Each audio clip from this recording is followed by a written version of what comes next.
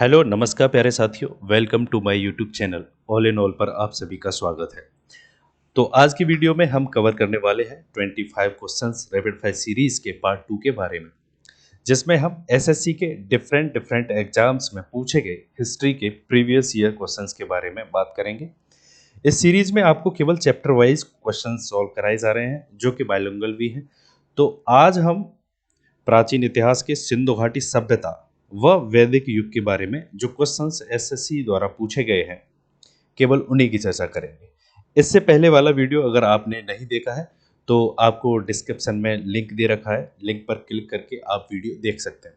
और इस प्रकार हमारी 25 क्वेश्चन की इस सीरीज में आपको ये भी आइडिया लग जाएगा कि आखिर किस टॉपिक या चैप्टर से कितने क्वेश्चंस पूछे जाते हैं। तो चलिए शुरू करते हैं बिना देरी किए। तो हमारा पहला क्वेश्चन है, हड़प्पा की अधिकांश मोहरें ब्लैंक से बनी हैं। Most Harappan seals made of blank. Option A ईंटें, बी ग्रेनाइट, सी सेल खड़ी या डी पीतल। इसका आंसर आप कमेंट बॉक्स में भी दे सकते हैं। तो इसका राइट आंसर है सी सेल खड़ी से। तो हड़प्पा की अधिकांश मोहरें सेल खड़ी से बनी थी। सेल खड़ी एक प्रकार का संगमरमर होता है जिसे आसानी से उत्कृष्ट रूप से मॉडिफाई किया जा सकता है। Most Harappan seals were made of steatite. Steatite is a type of soap stone that can be easily carve into intricate designs. Next question देख लेते हैं। एक सेल्ट नवपाषाण काल से ब्लैंक है। A celt is blank from the neolithic period. Option A एक मकबरा, बी एक घर, सी एक उपकरण या डी एक कलश। तो आपको बताना है सेल्ट क्या है। तो इसका राइट आंसर भी सी है, इसका भी आंसर सी है, एक उपकरण यानी कि एक tool. Next question, microlith blank का इस्तेमाल प्रारंभिक मनुष्यों द्वारा किया जाता था। Microliths were blank used by early humans. Option A सिक्के, बी पत्थर के औजार, सी कपड़े, डी मिट्टी के बर्तन। तो इसका राइट आंसर पत्थर के औजार, स्टोन टूल्स। माइक्रोलिथ पत्थर जो है ये पत्थर के औजार होते थे जो प्राचीन मनुष्यों द्वारा बनाए जाते थे। ये छोटे पत्थरों के टुकड़ों से बनाए जाते थे और इनका उपयोग विभिन्न कार्यों जैसे खाद्य उपकरणों या हथियारों का निर्माण करने में किया जाता था। Microliths were stone tools made by ancient human. They were crafted from small pieces of stone and use for various tasks such as making food utensils या weapons। फूड स्टैंड टूल्स या वेपन्स के लिए किया जाता था microliths का use. Next question, निम्नलिखित में से कौन भारत में पुरातात्विक महत्व का एक पुरापाषाण स्थल है। Which of the following is a palaeolithic site of archaeological importance in India. Option A Chirand, B Burzahom, C Hunsgi, D Mehrgarh.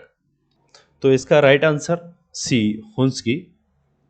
और अगर हम पुरापाषाण एज यानी कि पैलियोलिथिक एज की बात करें, पैलियोलिथिक एज लगभग 2.5 मिलियन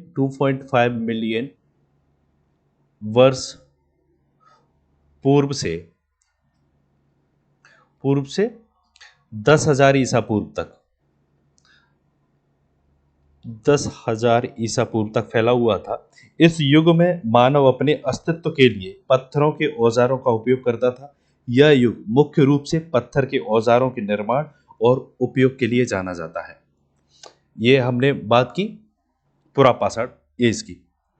और इसका राइट आंसर जो हुंसगी है, हुंसगी जो कि मैं पहले वाले वीडियो में बता चुका हूँ, हुंसगी कर्नाटक राज्य में कर्नाटक राज्य में स्थित एक पुरापाषाण स्थल है। अगर चिरांद की बात करूं, चिरांद ये बिहार में है। चिरांद बिहार में है। यह नियोलिथिक प्लस ताम्रपाषाण या चैल्कोलिथिक या कैल्कोलिथिक भी कह सकते हैं। यहां पे लिख देता हूं। ये जो चिरांद है वो नियोलिथिक एंड चैल्कोलिथिक एरा से रिलेटेड है। वहीं अगर मैं बुर्ज होम की बात करूं तो बुर्ज होम कश्मीर में है। बुर्ज होम कश्मीर में है, हुंसगी हमें पता ही है। और मेहरगढ़ वर्तमान पाकिस्तान में है। कहाँ पर? पाकिस्तान में। चलिए नेक्स्ट क्वेश्चन देख लेते हैं। निम्नलिखित में से कौन सा हड़प्पा स्थल अफगानिस्तान में स्थित है? Which of the following Harappan sites is located in Afghanistan? Option A Shortugai, B Balakot, C Nageshwar, D Kalibangan. तो इसका राइट आंसर सुरतगोई है, जो कि कहां पर है? अफगानिस्तान। एक और है मुंडी गाक। मुंडी गाक या मुंडी गार्क भी कह सकते हैं। ये भी अफगानिस्तान में है। बालाकोट, जैसा कि हम सभी लोग जानते हैं, बालाकोट भी पाकिस्तान में है। नागेश्वर, यह भारत के गुजरात में स्थित है। और कालीबंगा, जैसा कि आप सभी लोग जानते हैं, राजस्थान के हनुमानगढ़ जिले में स्थित है। Next question. सिंधु घाटी सभ्यता के निम्नलिखित में से कौन से स्थल सिंधु नदी के तट पर नहीं है? Which of the following sites of the Indus valley civilization is not located on the banks of the Indus river? Option A Chanhudaro, B Mohenjodaro, C Ropar, D Kotdiji. तो इसका राइट आंसर भी सी है, रोपड़। रोपड़ जो कि पंजाब में स्थित है। कहाँ पर? पंजाब में स्थित है। और कोटदीजी ये भी पाकिस्तान। Next question. अशकनी जो सप्त सिंधु का एक भाग थी, वर्तमान समय में निम्नलिखित में से किस नदी का नाम है? Asikni which was a part of the Sapta Sindhu is known by which of the following river names today? Option A Jhelum, B Beas, C Chenab, D Ravi. तो इसका राइट आंसर है चिनाब, जिसे वेदों में 7 पवित्र नदियों के समूह के रूप में पहचाना गया था। अच्छा, कि ये 7 जो नदियां थी उन्हें भी जान लेते हैं। सबसे पहली सिंधु,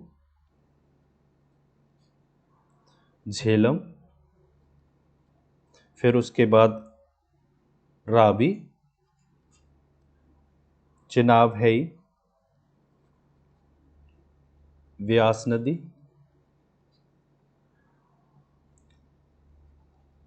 सतलज और अशकनी। सॉरी, चिनाब और अशकनी एक ही हो गया। ये दोनों तो सेम ही है। ये तो इसका आधुनिक नाम है। 7वीं है सरस्वती। चलिए नेक्स्ट क्वेश्चन देख लेते हैं। निम्नलिखित में से कौन सा वेद भारत के पूर्व वैदिक काल के लोगों के जीवन का वर्णन करता है और इसमें 10 मंडलों में विभाजित 1028 सूक्तों का संग्रह है? Which of the following Vedas describes the life of pre Vedic people of India and contains a collection of 1028 hymns divided into 10 mandals? Option A Samaveda, B Atharvaveda, C Yajurveda, D Rigveda. तो इसका राइट आंसर है ऑप्शन डी, ऋग्वेद। ऋग्वेद जैसे संस्कृत में लिखा गया है, और जो उस समय की प्राचीनतम भाषा थी। और ऋग्वेद को 10 मंडलों में विभाजित किया गया है, जिनमें प्रत्येक मंडल विशेष विषयों पर है। प्रत्येक मंडल में विभिन्न देवताओं की स्तुतियां और मंत्र हैं। और इसमें सूक्तों की संख्या, अगर सूक्तों की बात किया जाए, सूक्त 1028 है। और ऋग्वेद में प्राचीन भारतीय लोगों के जीवन, उनकी संस्कृति, धर्म और देवताओं की पूजा के विविध पहलुओं का विवरण है। इसके अगर टाइम पीरियड की बात करें तो 1500 BC से 1200 BC मतलब ईसा पूर्व के बीच माना जाता है। चलिए नेक्स्ट क्वेश्चन, निम्नलिखित में से कौन सा वेद कृष्ण और शुक्ल दो पाठ भेदों में उपलब्ध है और उसमें सार्वजनिक या व्यक्तिगत रूप से की जाने वाली अनुष्ठान विधियों का वर्णन है? Which of the following Vedas is available in two recensions, Krishna and Shukla, and describes the rituals to be performed publicly or individually? Option A Samved, B Atharvaved, C Yajurved, D Rigveda. इसका right answer है option C Yajurveda. इसे तैत्तरीय जो कृष्ण यजुर्वेद है, कृष्ण यजुर्वेद, कृष्ण यजुर्वेद को तैत्तरीय संहिता के नाम से भी जाना जाता है, तैत्तरीय संहिता के नाम से भी जाना जाता है। और जो शुक्ल यजुर्वेद है, शुक्ल यजुर्वेद, इसे वाजसनेयी संहिता, वाजसनेयी संहिता के नाम से भी जाना जाता है। तो नेक्स्ट क्वेश्चन देख लेते हैं, निम्नलिखित में से किस देवता को उत्तर वैदिक काल में एक नया उपनाम हल्का स्वामी प्राप्त हुआ? Which deity received the new epithet Lord of the Plow in the later Vedic period? Option A Varun, B Brahma, C Vishnu, D Indra. तो इसका राइट आंसर है ऑप्शन डी इंद्र, जो गड़गड़ाहट, बिजली, बारिश और युद्ध के वैदिक देवता हैं। ऋग्वेद में इंद्र की स्तुति में लगभग 250 सूक्त, लगभग 250 सूक्त हैं। इंद्र को इसमें सबसे प्रमुख देवता भी माना है। वरुण जो है, वरुण समुद्र, समुद्र के देवता हैं और ब्रह्मांडीय व्यवस्था के, समुद्र और ब्रह्मांडीय व्यवस्था के देवता हैं। इंद्र को ये नाम इस वजह से है क्योंकि अगर जब बारिश ज़्यादा होने लगी, जब बारिश ज़्यादा होने लगी तो कृषि क्षेत्र में काफ़ी इजाफा हुआ, हल अच्छे तरीके से चलने लगे। हल जब अच्छे तरीके से चलने लगे, इस वजह से हल्का स्वामी इंद्र को कहा गया। नेक्स्ट क्वेश्चन, वैदिक आर्य सप्त सिंधु नामक क्षेत्र में रहते थे, जिसका अर्थ 7 नदियों द्वारा अपाहित क्षेत्र है। 7 नदियों में से एक झेलम नदी है, इसका प्राचीन नाम क्या था? द वैदिक Aryans lived in a region called Sapt Sindhu, meaning the land of 7 rivers. One of these rivers is the Jhelum. What was its ancient name? Option A Askani, B Purushni, C Vipapsha, D Vitasta।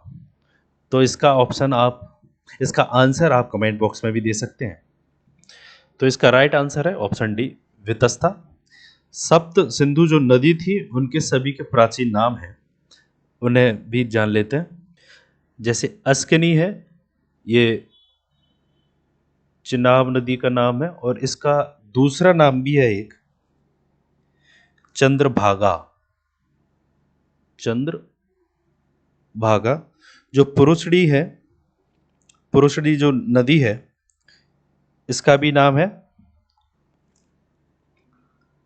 Airavati, Airavati, जो आधुनिक नाम इसका रावी है।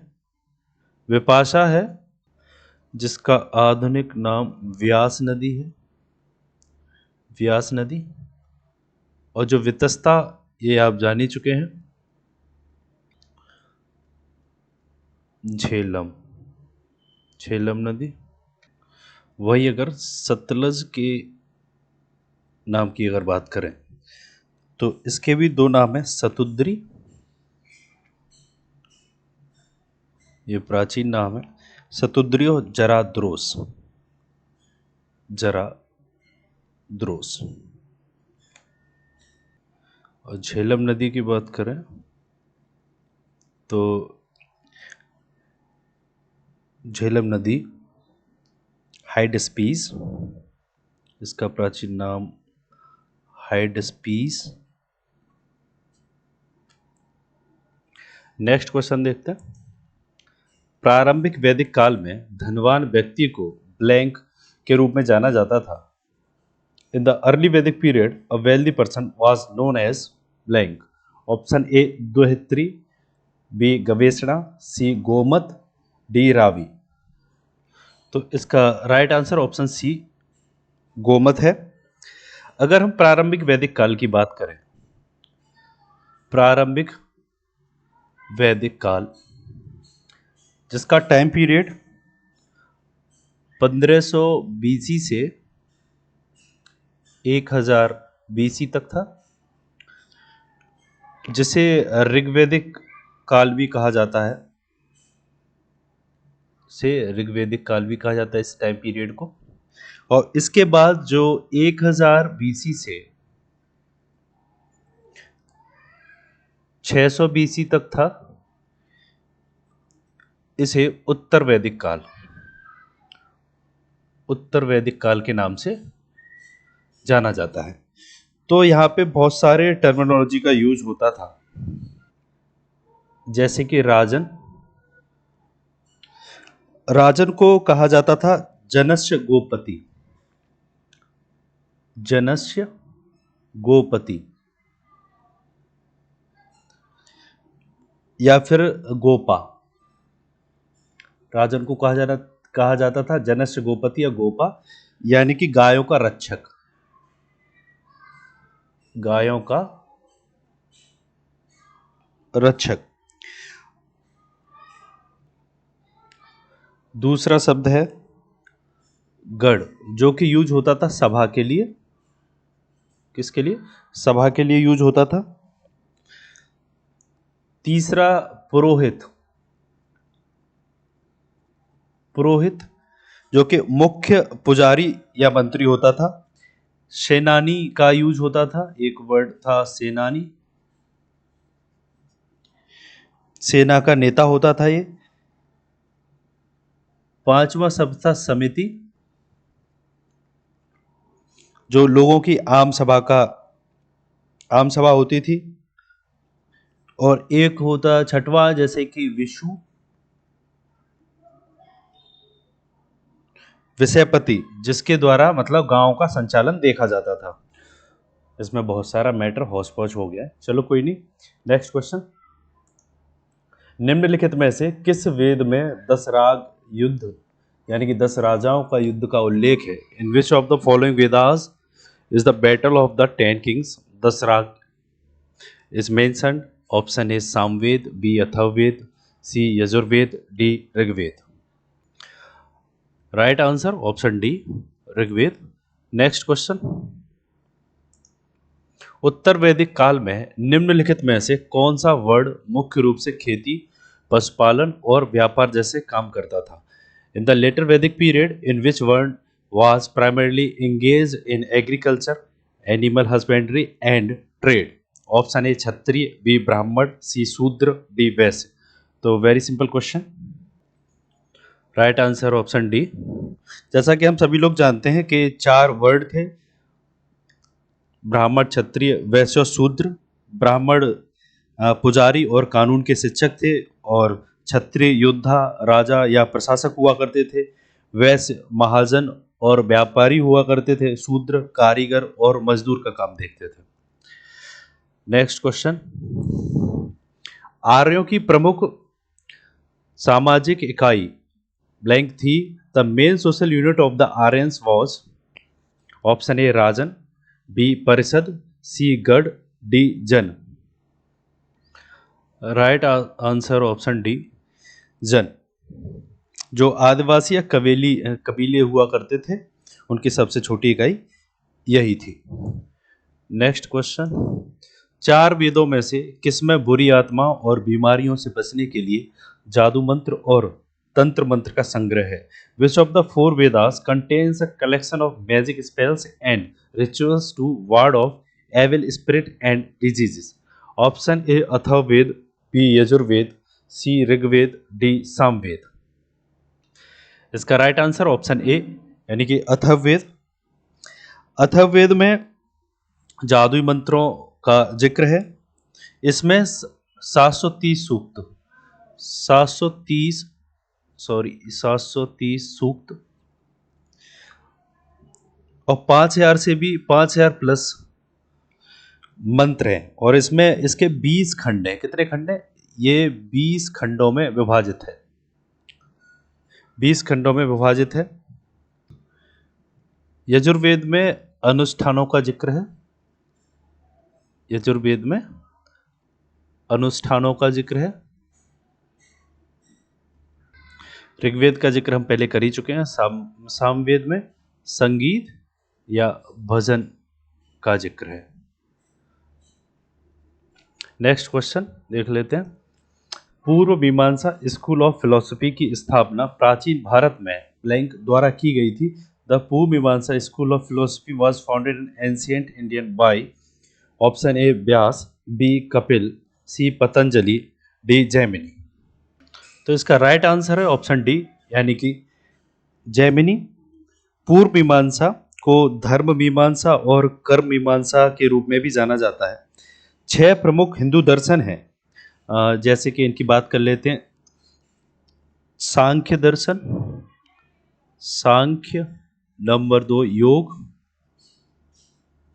Number 3 न्याय,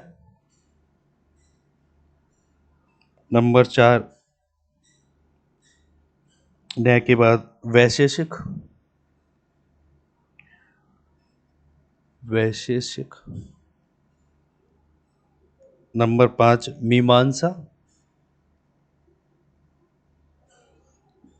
और वेदांत, number 6 वेदांत। अगर हम व्यास की बात करें तो व्यास महाभारत, महाभारत वेद और पुराण के रचयिता हैं, वेद और पुराण के रचयिता हैं। कपिल सांख्य दर्शन के, सांख्य दर्शन, और पतंजलि योग सूत्र। ठीक है, ओके। Next question. निम्नलिखित में से कौन सा प्राचीन भारत का सबसे पुराना ग्रंथ है? Which of the following is the oldest text of ancient India? Option A Mahabhashya, B Arthashastra, C Rigveda और D Manusmriti. Right answer option C Rigveda. Next question. जैन तथा बौद्ध धर्म जिस समय लोकप्रिय हो रहे थे उसी समय ब्राह्मणों ने 4 आश्रमों की व्यवस्था की। निम्न में से किस आश्रम की व्यवस्था नहीं की गई थी? At the time when Jainism and Buddhism were becoming popular, the Brahmins established the system of 4 ashramas. Which of the following ashram was not part of this system? Option A परमार्थ, बी वानप्रस्थ, सी ब्रह्मचर्य, डी गृहस्थ। तो इसका राइट आंसर है option A परमार्थ। Next question देख लेते हैं। संस्कृत भाषा ब्लैंक भाषा परिवार का हिस्सा है। The Sanskrit language is a part of which language family? Bharat यूरोपीय, भारत एशियाई, भारत तिब्बती या भारत द्रविड़? तो ये भी सिंपल क्वेश्चन है, भारत यूरोपीय। Next question. पारंपरिक हिंदू धर्म के भारतीय साहित्य में कितने वेद हैं? How many Vedas are there in traditional Hindu literature? Option A 3, B 4, C 1 और डी 2। तो इसका राइट आंसर है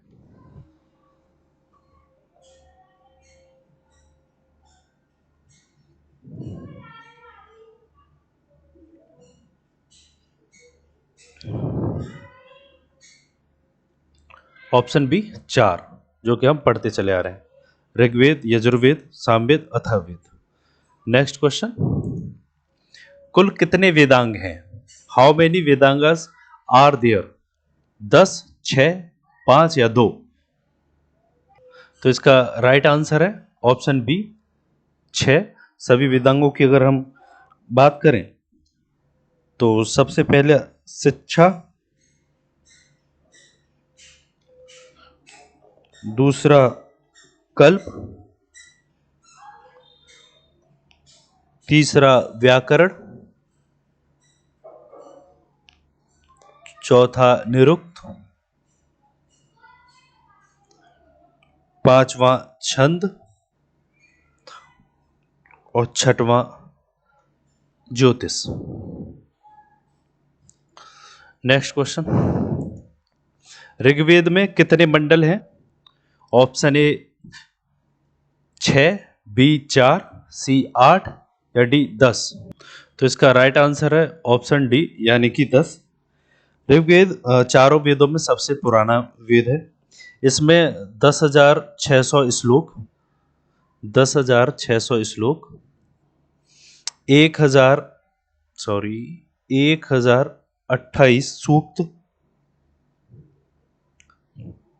सूक्त हैं और यहाँ जो प्रसिद्ध गायत्री मंत्र है वो ऋग्वेद के तीसरे मंडल से लिया गया है, तीसरे मंडल से लिया गया है।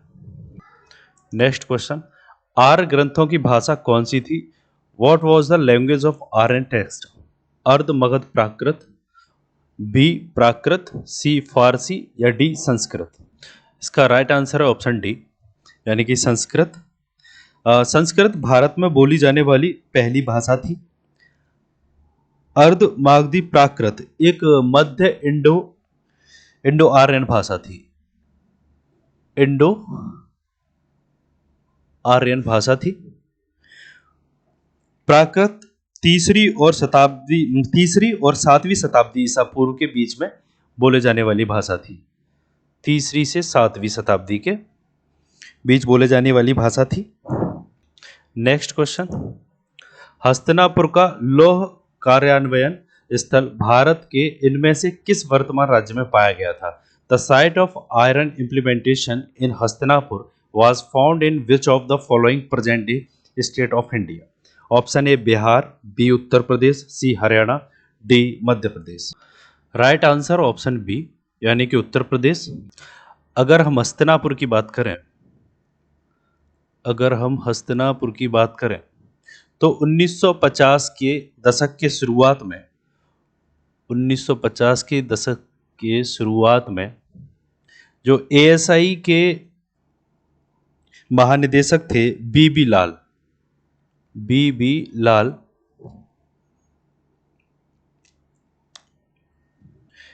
इनके द्वारा हस्तिनापुर की खुदाई की गई। महाभारत के समय इसे पांडवों और कौरवों की राजधानी के रूप में भी जाना जाता है। तो साथियों, ये था हमारा 25 क्वेश्चंस सीरीज का दूसरा पार्ट, जिसमें हमने कवर किए सिंधु घाटी सभ्यता और वैदिक युग के क्वेश्चंस। इसी के साथ आज यहीं समाप्त करते हैं और अगर आप हमारे चैनल पर नए हैं तो प्लीज़ लाइक करें, सब्सक्राइब करें एंड शेयर करें। और हाँ, अगर कोई कमी हो तो आप कमेंट बॉक्स में अपना कीमती फीडबैक जरूर शेयर करें। तब तक के लिए धन्यवाद। Take care. Thanks for watching.